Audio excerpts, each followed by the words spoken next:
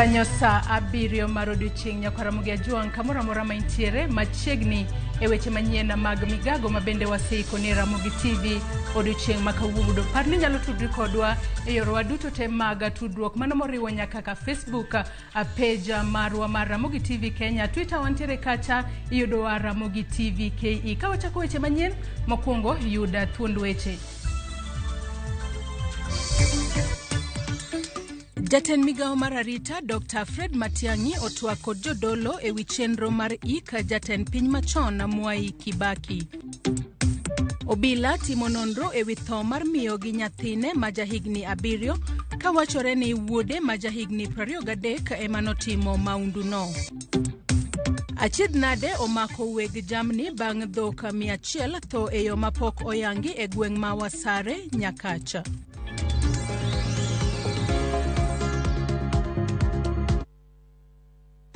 Mago kaachiel kod mamoko mathoth e yor adimba machiegni nyinga Joyce Oduor.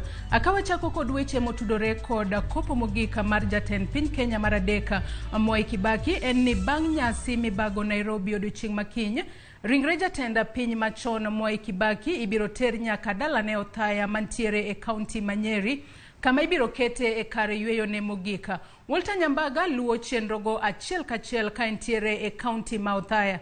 Akendo gi thuolo ni watudore kod Walter Nyambaga. Walter.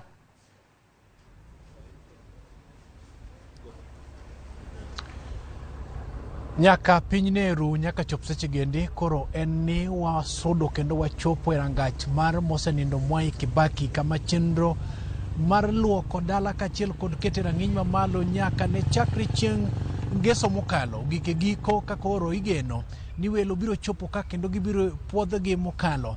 Ng'ato biro chwalo oboke ma omiye kata bed ni owuok e pinje machalo nade kachiel kod jogo mabendo yiene gi thuolo mar donjo e rangach mana mantiere e ng'eya kaniendi. E rangach momi luor mane jatelo ma mosenindo Mwai Kibaki no obedie kendo odaki kuom higni 91 kapod entiere bo wang' chieng' kaendi. Nyaka chop seche giendi chenro mar iko kamibidhi ike ma en kar liel ma bende ok bora inya gi kama ne mosenindo Lucy Kibaki no seng'iele orengo kendo no kanie. Dala ni endi biro bedo kod tent 3 mano muting'o welo mago ma jodala kachiel kod welo mago mag piny owacho kotele kod jatend piny Uhuru Kenyatta kod welo mago mogwel mowuok e pinje ma oko. Chenro madhi nyime kaendi en ni nyaka chop seche giendi wichruok kachiel kod doso pacho ema koro dhi nyime mane wawuokie pap motelo la par tuke ma proved ground chenro duto nosebedo kare e kinde no ne maloyo kombe 10,000 nosepangre nyaka chop seche giendi kombe 15,000 osepie welo biro chopo kanyo kendo bendo yudo bet mano e chenro makende mar tayo nyasi ni mondo bede rang'iny mamalo e dir boma maduong' ma Nyeri chenro mar alam mar kende mar komo mosenindo Mwai Kibaki pod dhi nyime ka nyaka chop seche giendi jodito opogore mokelo kanyakla governors kachiel kod senator gi jotelo mag siasa ochopo kanyo kachiel kod jopiny mana mar bede alam makende mar neno ni gitimo nyasi makende. Te dier boma nogo mar county nogo chuny boma ma Nyeri county assembly bende koro bedo ka bende gin bende gichiwo nyasi margi. Omiyo en odiochieng' ma bende nyasi duto mana mar kowo kachiel kod timo ikruok mogik biro dhi nyime.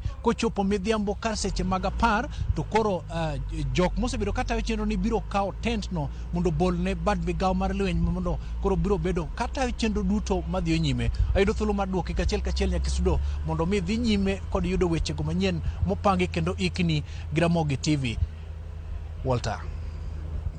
Erokamana ahinya reporter marwa Walter Nyambaga. Nyaka Ramogi ajuang' amedo paro ni chenrogo mag kopo mogika mar jatenda piny Kenya mar adek mosenindo Mwai Kibaki gin chenro mabende waluonu machiegni wan kaka Ramogi TV kendo weche makamago wabiro kelo ni achiel kachiel kochakore ayanga odiochieng' makiny kama nyasi mar alama mar ringre mosenindo Mwai Kibaki biro tim e alap ma Nyayo manobuore Nairobi ka. Reporters magwa biro goyo tacha Nyayo Stadium kono kendo wabiro kelo ni wechego achiel kachiel kochakore odiochieng' makiny nyaka chieng' ngeso kama ibiro ter mosenindo Mwai Kibaki e kar yweyo mare mogik e dalane ma Othaya e kaunti ma Nyeri. Kata kamano ka wadhi mbele kod weche manyien en ni jaod bura ma Kisumu Central Fred Ouda olando ni odhi bedo e debe e yiero mar dwe mar 8 kochung' kar kende kaka independent candidate. Ouda ogolo chung' makamae bang' ka ODM ne oyango Dr. Joshua Oron kaka jaloch e welo mag ODM ma Kisumu Central mane otim tarik 19 dweni. Ouda wacho ni ok oyie kod duoko mag welogo ka okwayo joherage mondo obed kode kendo ogone ombulu ka ogeno siro kombe makamano kochopo tarik 9 dwe mar 8 higani. It is not about karatas maji manyo gi computer gidhi gudlore room moro to gimanyo karatas ni ODM certificate gi computer to jo pinti weyo jo Kisumu sayu en about gimangato nyalo timo oken about certificate mangato tingelo certificate no miya ticket no komiya nikech akwalo no miya nikech ayombo maler 2017 no tem maya jo pino gore na moduokna sani ro koro ne gikawe gimanya gitimo marach gikwalo certificate to giwe jo piny koro gidhi certificate anadong gi jo piny kila ngato mani kombe watewa manyire la kura ibed governor mankuchi ano kabimanyo ni ngato mbulu. Wechego mag welo mag duond bucho osebedo ka kelo ng'ur makoni kod kocha. Kata kamano ne jogo mabende okawo okang' mar chung' kar kendgi wakoyonegi mana hawi maber e kinde mabende yiero mar dwe mar 8 higani okayo machiegni. Kata kamano e weche manyien mamoko en ni obila ochako nonro mar yango gimane okelo tho mar nyathi moro ma wuoyi mane mar japuonjre e Siaya Township Romara mane oyudo ringre mare e kibanda moro mar uso e geng' apaya. Jok mane oyudo ringre ne owacho ni nyathino ne otwe lwetene kod tiendene gi tol kendo wiye bende ne otwe kod nanga. Wachore ni nyalo bedo ni nyathino ne onegi kamachielo kapok owit ringre ne kama ne jomoko oyude okinyi makawuono. Obila osegolo ringre no e geng' apaya kendo otere e kar kano ringre ma Siaya Referral Hospital. Komanda mar obila e kaunti ma Siaya Michael Mushiri oluongo romo maduong' kod apisas mag arita kwe mar twaka e yore mag hotel moro e tok mowatie. Nobuoga kabisa nikech ok na anyala identify ni nyathi ng'ano kata mar ng'a but nyathi school kech no rwako uniform but no twe gi tol bade ne bendo twe mangiso ne giono timre gotieno. Nyathi onegi nyathi school mapod tin bo wite e bath duka e yotend ng'ato koro kwang'e gimomiyo tim kamano walamo ni sirikal ononwa nono ok en gima ber yawa Nyasaye ok en gima ber ok wang'eye nikech otwe wang'e ok wang'eye koro warito polise chakro kinyo warito polise at least mondo yaw wang'e mondo wang'e ni en nyathi ng'a ok wanyal ng'eyo tweye.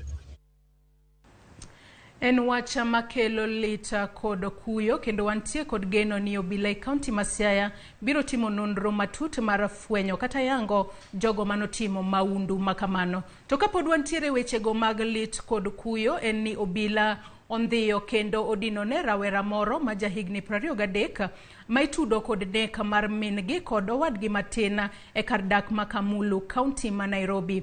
Wachore ni David Kabiru ma en japuonjre ma ja klas 12 nochuoyo mingi kod owadgi ma jahigni 7 gi pala aka bende nyohinyo jirandgi moro manyodhi reso miyo kod nyathi manyowito ngimagi. Wachore ni David ni kod ndagni mar paro kendo osebedo ka ong'uko chenro mag thieth motenore kod tuoche mag paro.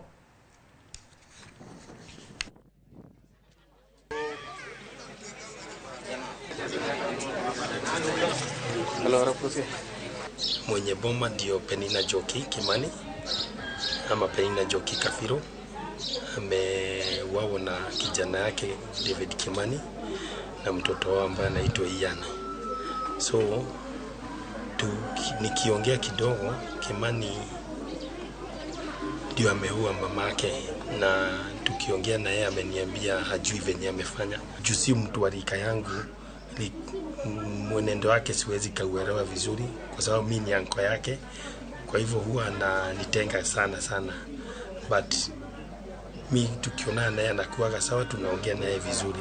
Kwa kuwa na shida na kijana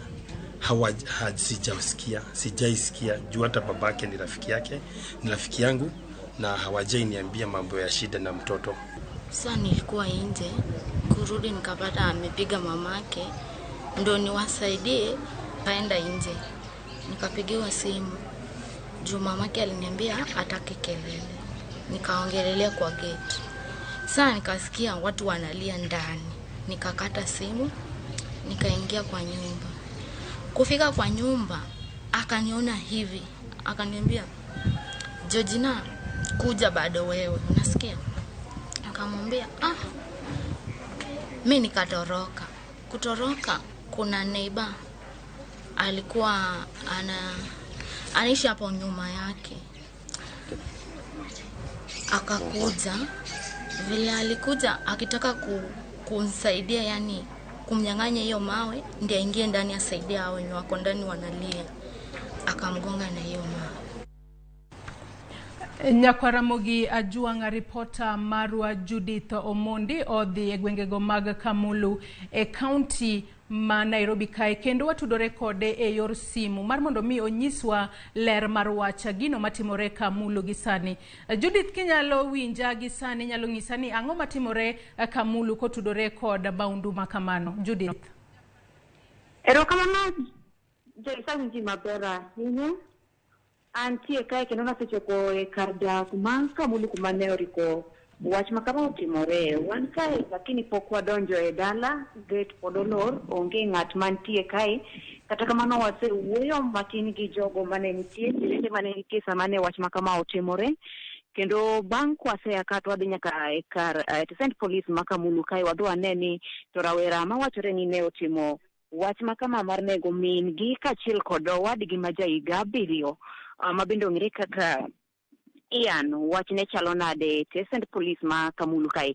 Joyce, bende wan kae gi jirende ma nyachiel kuom jogo ma janyuol ne ogogi kidi. Kanyo kiwinjo report iwinjo ko wach ni nitie janyuol mane ogori gi kidi kane oriko biro konyo jatich ma bende ne otony mana matin.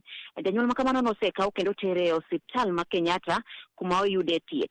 Wach makamang do mi janeno marwa odhiambo makawuono wang'eni to kare eto wach ne ogik nade to mantie te St. Police ma Kamulu kae bende wach ne ogik nade. Mana machuok kae wawuoyo gi jodak ma kae gi nyiso 1 2 3 kae to bang'e to wago ng'wech nyaka e kar dak mar ner mane osenindo ni to en bokonwa ni masin kuom nyathi mane otimo nekni. Wang'eni to bende ne bedi ni otuo kose nang'o ma nyalo miyo ni notimo wach makama. Kata kamano jirende wacho ni onge gino mane okelo gwandruok e kinde gi min gi ma bende noriko tuo. En mana ni en nowuok to otimo gima chal kamano. Masotang'wa kel ne joneno marwa saa 1 gi saa 3 Joyce ka waseyudo thor mar wach ewi wachni ne kiero kamano. Erokamano ahinya Judith Omondi, kendo antie kod geno ni biro kelonwa wach makamano kuku koda katien gi kochopo kanyo e wechewa mag saa 10 mar odhiambo kaachiel kod weche manyien otieno makawuono. Kata kamano Nyakwa Ramogi Ajuang waoro ote mag kuyo kaachiel kod lita ne familia mabende oneg jowetegi kata joheragi e yore ma ok owinjore. Akawadhi e weche mamoko manyien ni Nyakwa Ramogi Ajuang e kinde mane jatenda piny mar adek Mwai Kibaki ne timo siasa kendo kane okawo loch, wer ma ong'ere kaka unbuggable ma ogo kod gidigidi majimaji ne okwako yamo. Achiel kuom jowera mag wendno mano majimaji bende nyochopo neno ringre mar mosenindo Mwai Kibaki e od bura mamalo. Oparo Kibaki kaka jatelo mane ojiwo demokrasia kod weche mag demokrasia e piny Kenya.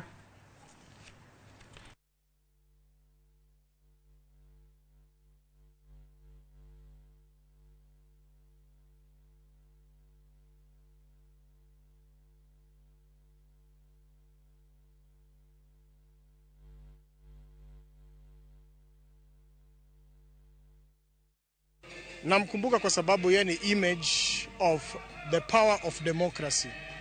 the power of revolution through the ballot.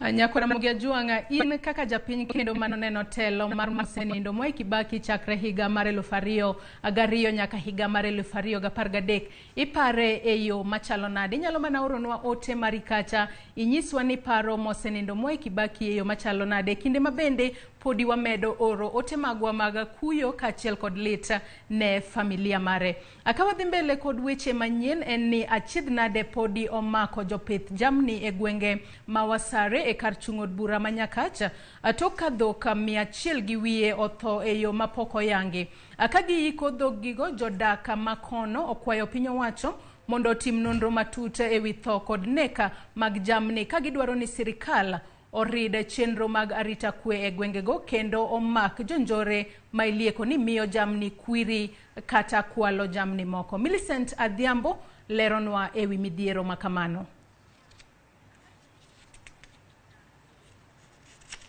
Erokamano ahinya Joyce, wan achiel kachiel e gwengego manyakache kar dak mar Ang'ul kod Asawe kuma bende achiedh nade lit kod kuyo omako jodak ma kuonde gwendi kaachiel kod jopith ma bende tho mapoya omonjo dhogegi kuma bende gikia ni thoni wuok kon mane. Wan kod jogo ma bende gin jopith ma bende ne osebedo korado kod pekno endi igni mokalo kochakore higa 2018 nyaka sani ka higa kochopo dwe mar Ang'wen kaka sani to girado kod tho mapoya ma bende monjo ne gi jamni ka gikia ni to ang'o matimore kuma bende gikwaye e dhogegi ma bende gipo mana ka gineno ka dhok chako riere to dhiang' iye kuot kasto dhiang' ipo mana ni otho makamano. Gin kod ywak mopogore opogore kama bende wadwa ni walos kodgi achiel kachiel gilerwa ni to midhiero ni endi ochakore nade to ere kaka otimore to gin ang'o ma ginyalo wacho kod kwayo mane machiegni ahinya.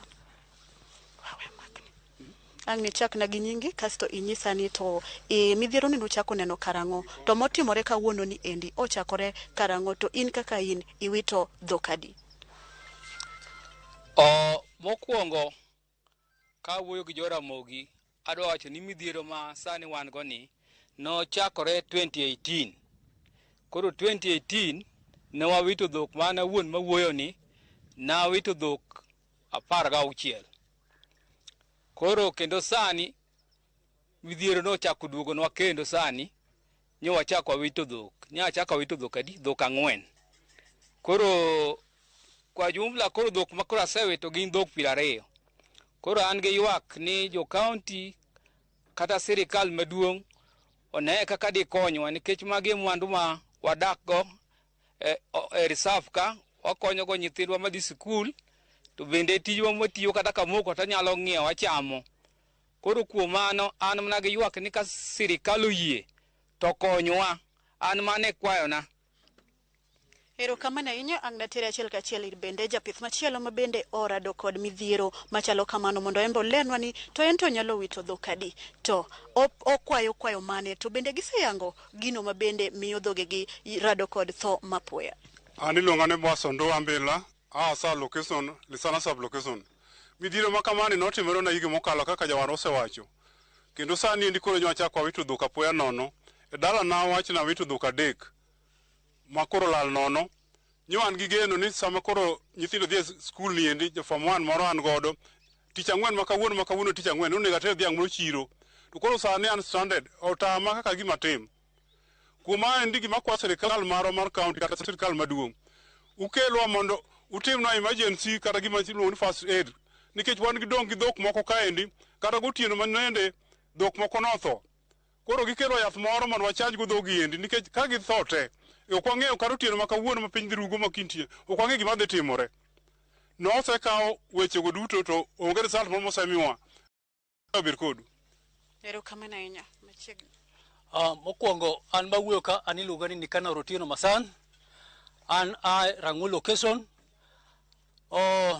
Ma endi en midhiero mosemakwa koro ma higa mar 2.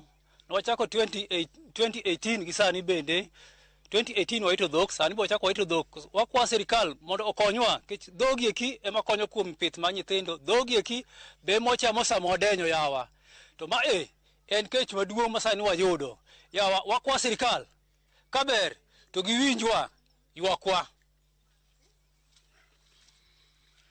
Mokwongo nyinga Mikal Gwedi Rang'ul location. Gimotimore gweng' ka en midhiero miwuoro nikech kata mana sama walose kodini dhok pod tho athoya kendo githo athoya kamano. Gima dhiero wang'wa ni to ang'o ma en wach mane matimore nikech iyudo ka ndalo ma koth ochwe aming'a tiyudo ka sama dhok odhi kwayo dhok makar gi namba gi kendo duong' moloyo kaka ne giwito higa mar 2018. E kinde ma kama chakre nyoro wakwano dhok e Asao location waneno kwand dhok 63. Ei Rang'ul wuotho mwayudo ripode mag dhok 46. E kinde ma kama ma otieno ma kawuono pod wayudo ripode ni dhok moko pod otho kendo pod gimedo tho. Wadhi nyime gi iko dhok e kinde ma kamagi ma mano e kony mwaseneno koa kuom county government ma e yo mar konyowa iko. Ywakna maduong' en ni jo county government donge de gibede gi emergency ma kaka de gikony wach mar disaster management nikech e kinde ma kamagi dhok ma pod thogi ginyalo resonwa e yore mag thieth. Jo livestock nyalo kawo mano mondo mi gichwalnwa gikonynwa kaka dhok ma pod thogi inyalo kony. Dhok ma osetho bedwa ywa kwani to donge de giyude kaka de gikonye gimak jo lwet jopur jomoko wito kul duto donge de gimak lwetgi mondo ging'i ni giyude kaka de gibede gi pith kendo. Omiyo mano en kwayo makete mbele jowagi kendo en kwayo makete mbele sirikal maduong' ni kaber to gibede gi disaster management machopo mapiyo ne jopiny nikech ywak wuok chon otieno to chako kony ma gichopo kinyi nyoro to nyoko bedo mayot nikech kata mana chako iko dhogegi wachako iko tieno nyoro. Jo ma iko dhok oseiko dhok otieno chakre nyaka saa 6 otieno kendo gimondo ko gwen saa 12. Ma en dala mar ang'wen nyaka ne wachak iko kendo pod wadhi nyime gi iko. E yo ma kama osemiyo wagbegi ng'wech marach e gweng' nikech dhok top to iko be dhi nyime. Omiyo en kwayo nani response obede mapiyo mondo kony obede kaka nyalore ma ne jopur mondo mi giyude yot mapiyo. Erokamano. Erokamano ahinya bro kawo ng'at achiel mana mapiyo piyo nikech sama wang'wa mondo embo nyal leronwa ni to chalo nade gi sani to sechopo nade nyaka ne girad gi masira mapoya nieri. Mokwongo nyinga en Teresa Umaluoch Asao location sana sub location no nyaka chuod. Kwayo man go kum sirikal jowadwa jaduong' no weya gi dhok 20. Higa 2018 to iko dhok 10 kona iko dhok 4. To mage mancha konyrago gini school fees to gene manyalo rundo gi kadhi otong'o Roma. Koro sani jowadwa jo sirikal konywa uru mondo umiwa kony. An gi nyathi manyotimo join 8 dhi form 1 an gi manotiko form 4 aonge alternative. Koro sirikal konywa uru jowadwa mondo ures pinywa mar Nyakachka.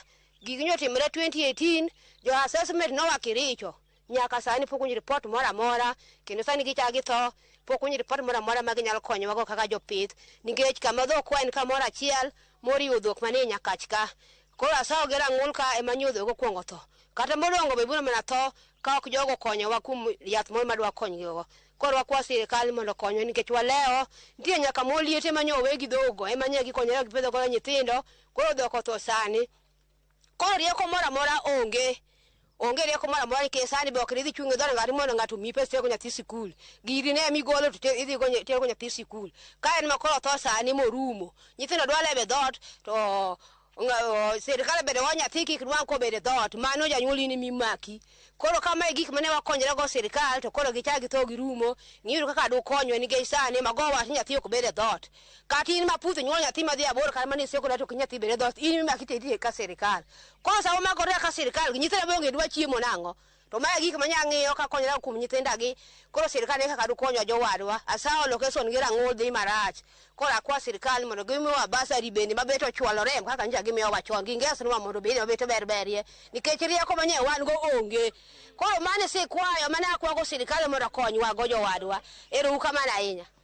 Erokamano ahinya Joyce, mana kaka isewinjo kokadho kuom jopith ma bende chwalo ywak margi gi lit ma gin go kotenore kod lalo jambgi ma bende en tho mapoya momakogi, kama bende gikwae apisas kata migawo mochung'ne konyo masiche mapoya mondo mi onyal chopo mapiyo piyo, mana kaka isewinjo ka giwacho kanyo ni jogo kata apisas no oro odiochieng' manyoro kendo ne ginyalo kawo sample mana kaka ne gikawo higa 2018 to pok ginyalo yudo duoko nyaka sani. Kinyalo ng'iyo ng'eya kano Joyce, ineno ka masin aina mar tinga osechopo kaendi, mana kaka gisewacho ni maendi ndala mar 4 ma bende noyudo masira ma kamaendi, kuma bende gidhi mbele kendo giyudo kony kokalo kuom tend kaunti ma Kisumu mondo mi onyal konyogi e yor iko jambgi ma bende norado kod tho mapoya, kama bende pod giywak ni okonygi e nono ni en ang'ono malal kod ngima jambgi, ka bende mago e jamgi magigenoe e magi itiyo godo ka ginyalo chwalo godo nyithindgi e skunde mondo mi ginyal tiegogi giyud ngima maber e ngima makiny. Ka kamano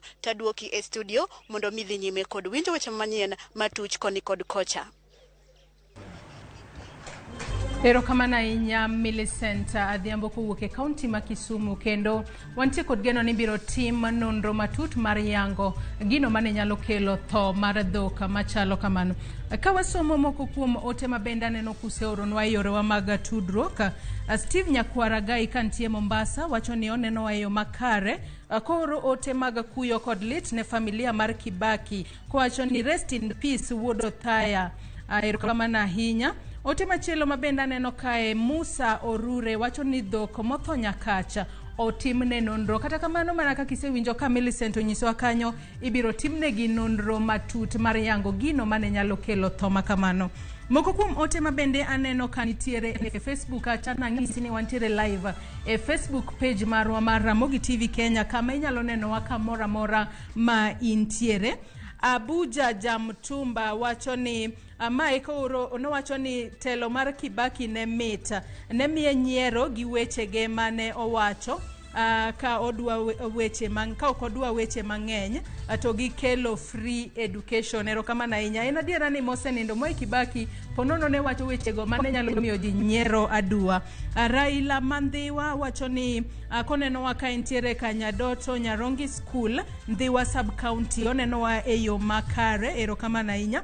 Ote moro kae bende aneno komako wang'a, mano ote mar Majelino Bernard wacho ni gima nego dhok go en ogwal moro makwar.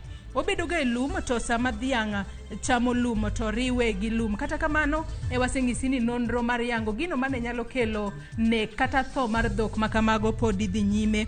Ibiro yangi ka en ogwal adiera kata oyo. Bishop Otoyo Jawar wacho nonenowa ka entiere Race Course Nairobi. Erokamano ahinya. Sara Singa wacho ni otimo mos kuom tho mar Mino Koth mawuok wang' neno West manoro ne ng'ato ote mag kuyo kod lit. Ka Violet Masoro bende wacho nonenowa yo makare ka entiere Nyawita, kendo oluwo weche manyien mag migago e yo makare. Gikanyo Nyakwara Mogi Ajwang' wadwa ni wadhi wamodh pi matin eka waduog wadhi nyime kod weche manyien e chenro mar migago odiochieng' ma kawuono. Kik idhi mabor.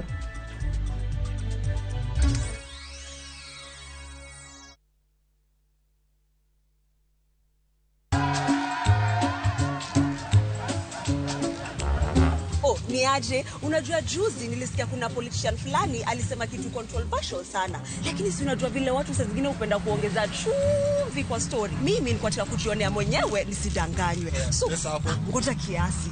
Yes, sasa mimi sikungoja kuambiwa. Nilipata the full story hapa kwa simu yangu kupitia app ya Citizen Digital. Hata wewe unaweza pata hii app pia.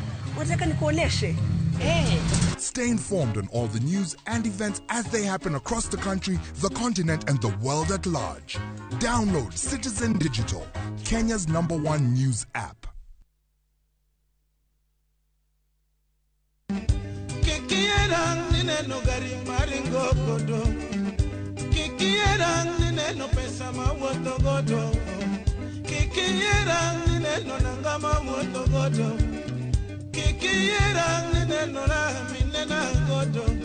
Yaraki marumo quiero pesa tiero jache.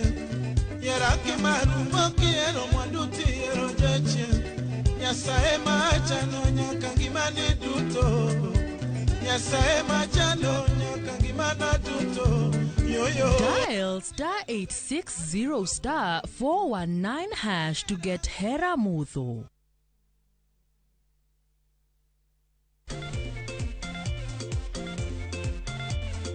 No prize for guessing which team is playing. Usicheze wakati wa job. Play responsibly.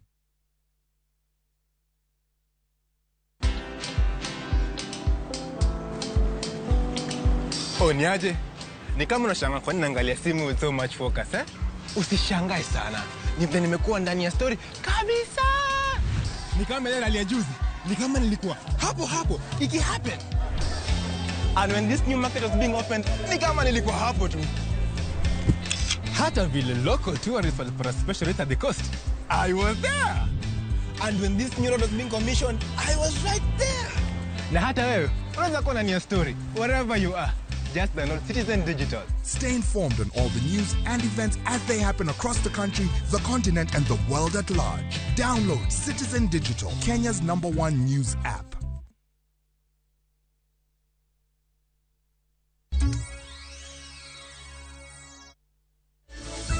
Machiegni kendo nyakwa Ramogi Ajwanga mondo mi wadhi mbele kod weche manyien to ka wadhi e county no ma Homa Bay.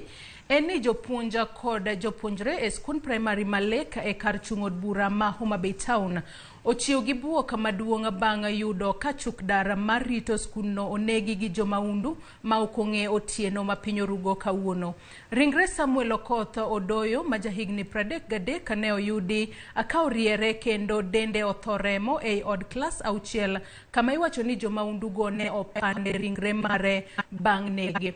Kalure gi japuonj maduong' mar skulno Zablon Owala, chuk darno ne onegi gi jomaundu mane omonjo skulno e otieno.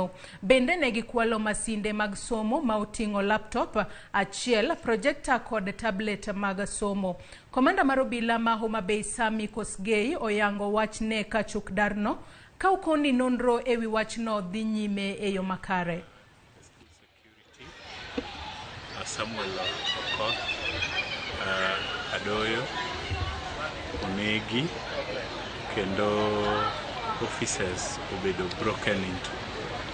Gidonjo in my office kendo gituro cabinet moting'o ICT materials, gikao 2 projectors kendo gikao laptop achiel gi tablets 2.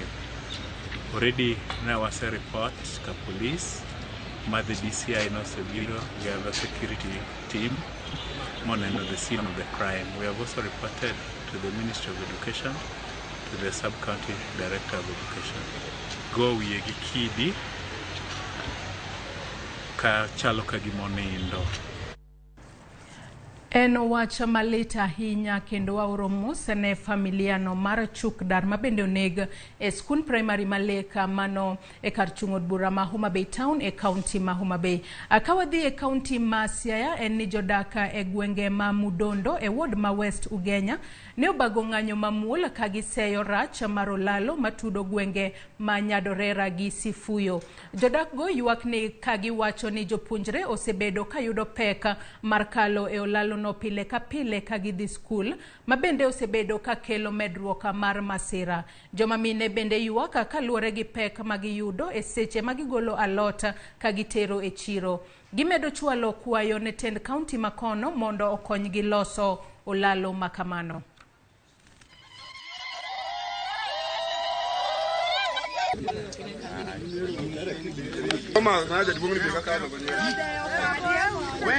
Koro wawacho kendo wachiwo condition sani nindarani koko ketnwa draja ka wachiwo 1 week no David oumo chieng mbunge ma Ugenya emanyo kelo jo National Irrigation bo muko nuayo obi mondo los nuayo with immediate effect.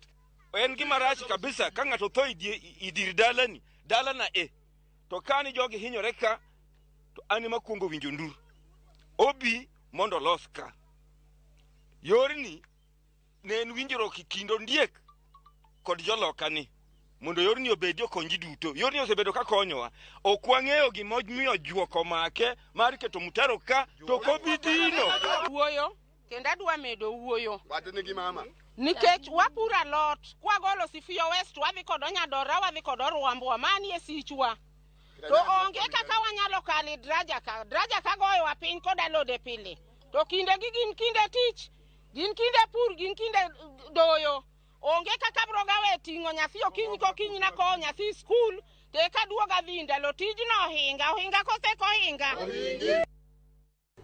Atoka wadhi weche matimore kaunti ma Migori en ni kata obedo ni piny owacho noyango ni mauta mar petrol nitie moromo e pachoka. Joriem nyamburko kod apiko e kaunti ma Migori to pod yuago nengo mo. Giwacho ni mo mara petrol bende pod ok yudre e yo mayota e gwenge ma Migori kanok makamano chwalo nengo mo kendo rocho ohala mag wuotha kod mago mag midhiero mar mo koro himo. Jakom mara joriemba matatu e kaunti ma Migori George Rarieda wacho ni jous mo moko keto nengo magin giwegi gidwaro.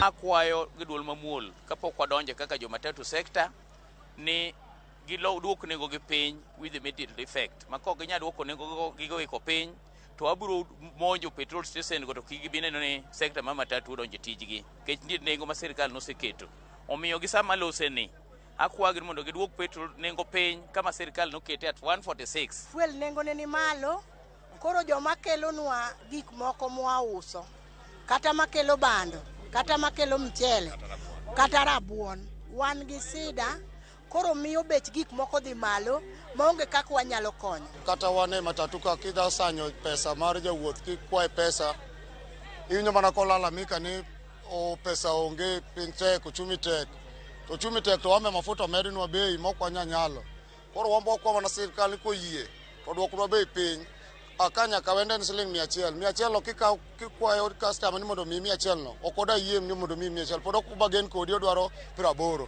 Koro waneno ka wan matek Migori kaendi jok man nigi fuel ma uso fuel giyie gigol ne ji fuel giwe pando fuel ka gimiyo jo black. Sani waonge abiria ma wating'o abiria go onge nikech abiria ko biro ting'o ni town service na 1,000 ok obidho gari nikech fuel wanyiewo 176 190 200. Nyakwara Ramogi Juang noka mar maute pachoka osekelo midhiero makoni kod kocha kata kamano wantiere kod geno ni sani jopiny nyalo yudo fungruoka. Akaba dhi mbele en ni riwruok kama ok mar piny owacho mar World Vision ochako chenro mag jiwo joma mine e gwenge mag Burata mantiere Isiolo manyandwata e kaunti mar Isiolo mar jiwo pura kendo gengo kecha. Chenro makamano moyanga otingo kunyo kuonde pi mabiro konyo e pura mayota. Akane giloso bang'e yango chenro makamago, Michael Mulei mar World Vision oyango ni gichano tiego grube mag joma mine maromo 30 e yore makare mag medo yuto mag gi kokalo e pur.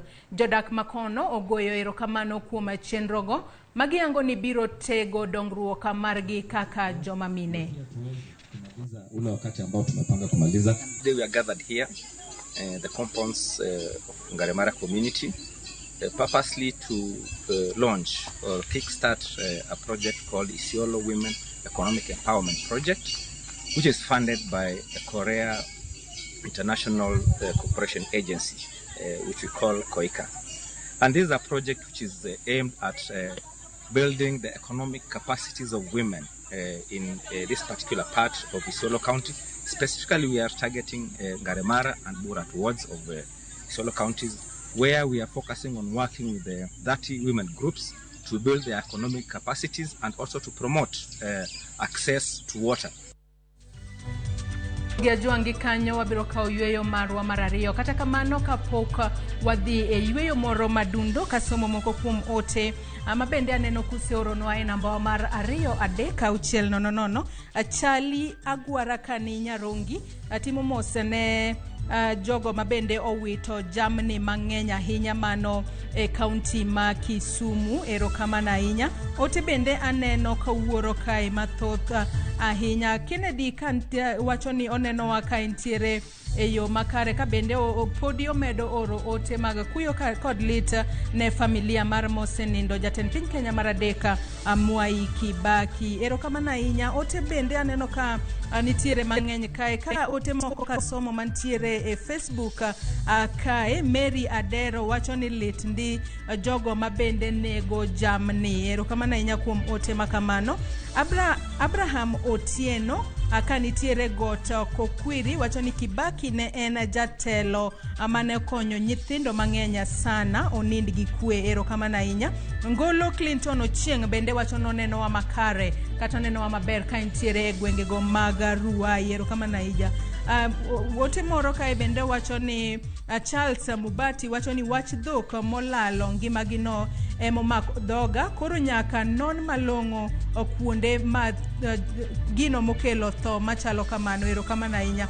Ote ubenda neno ka ng'eny kae, kata kamano ok wanyal kawo thuolo mar somo ote duto mabende uoro. Pod unyalo medo tudri kodwa e Facebook kacha kama wantiere live. Inyalo neno wa kamoro amora ma intiere e Facebook page marwa ma en Ramogi TV Kenya. Wewa ka uyoyo matin eka waduog wadhi mbele kod weche manyien mag migago. Kik idhi mabor.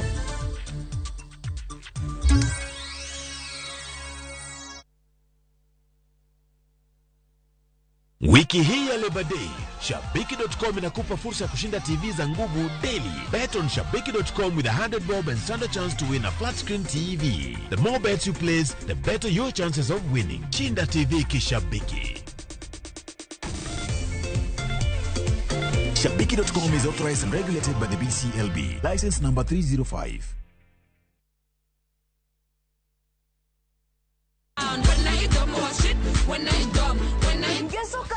Chakre sadeko kinyi enseche mag Rogo Manyithindo. Wakelonu talanta mopogore opogore. Ipuonjo wacho gik moko makelo mor kinde mwan gi osiepe. Minolep bende wanyagorego. Diel dog dala doyoriti dala. Sud machiegni mondo ing'e tedo. Magi duto gimoko mamit ikelo ni kod an Lox Ponde kata Lox P. Gi an bende Sally Kosgei Odhiambo, koso kihero inyalo longa ni Sally the Queen. Koda an bende Josephine Achieng kata Josephine Jos.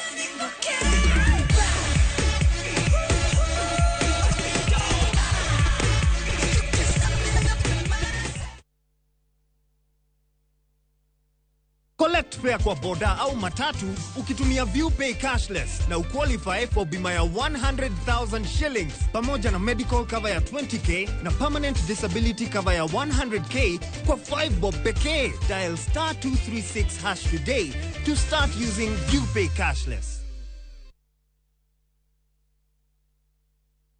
This week's hot games on Shabiki.com. Bet on Shabiki.com with 100 bob and stand a chance to win a flat screen TV. Strictly not for persons under the age of 18. Betting can be addictive. Play responsibly. Shabiki.com is authorized and regulated by the BCLB. License number 305. Chinda TV kishabiki. Shabiki.com.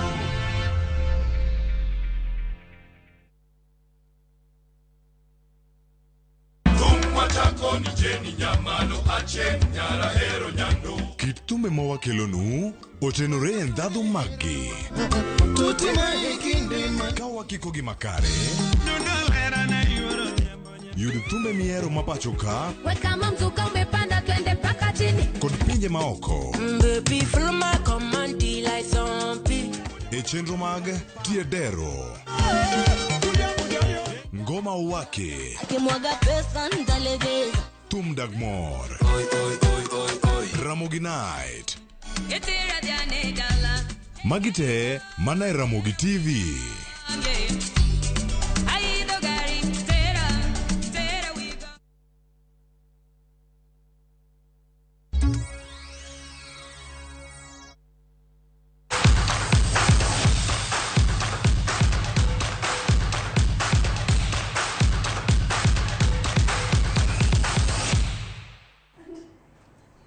Atoka wadonjo e papa en ni piem manyien mar nyamburko omedore e kalenda mar rally e kaunti